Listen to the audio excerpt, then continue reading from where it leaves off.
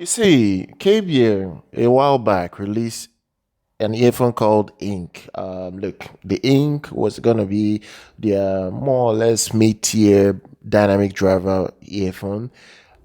It was a bit of a mixed bag in terms of its reception. People didn't like it, and I think the reason why people hated it was the tuning in the tuning it came with. It had an intense bass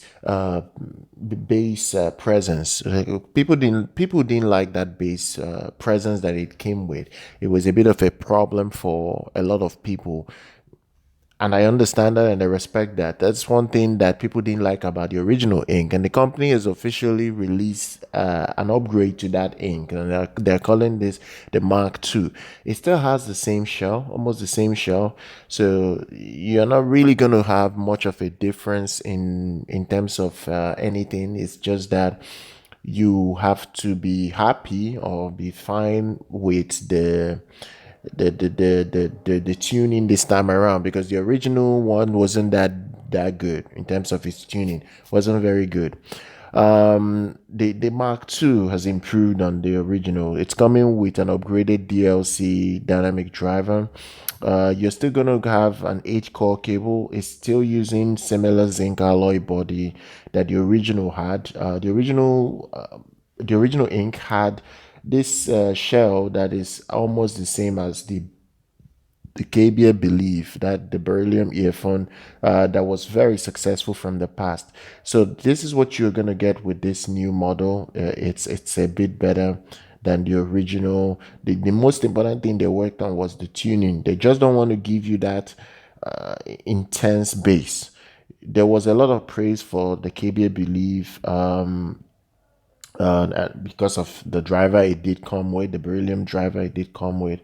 Um, what they wanted with this particular ink was to kind of like to continue the legacy of the Belief, but in a much more affordable price range. They didn't want it to be too expensive. They didn't want it to be a price tag that is unaccessible for a lot of people.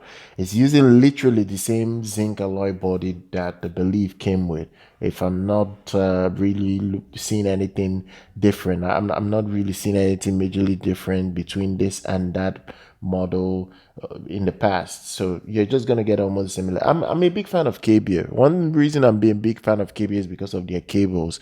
I normally don't hype companies, but if we're looking for the best cables that you do not want to spend a lot of money to buy, I suggest you get a KBEAR 8-core, 16-core cable. Some of their premium cables are fantastic. They will last you for several years. I'm still currently using a KBA cable even after 5 years, 5 long years. Their cables last a lot. Their earphones do still have longevity, maybe not as good as their cable. I just like their cable. They can stay for a really, really, really long time. The thing here with this new model is that it inherited the KBA Diamond DLC, but they have retuned that DLC diaphragm this time around. They've improved the tuning. So tuning is something that people complained about the original ink. They didn't like the original ink, because it was too bassy. It was muddy in the mids. It just didn't have any coherency, and that was a problem. They've improved on that, so you're gonna get a better performing earphone overall, and I do think this would be good, really, really good for a lot of people to test out. If you've not tested the KBA earphone, you can get the Ink Mark II. I think it's gonna be a set that will be successful for its tuning overall. It's still gonna come with a decent cable. You'll be able to get it with a lot of ear tips. It's definitely gonna be as competitive as so many other earphones that are out there right now. I do believe this will be a very, very successful set. Now, in terms of impedance, it does have a 16 ohm impedance. It comes to the 102 decibels. It does also have a 20 hertz to 20 kilohertz of frequency response.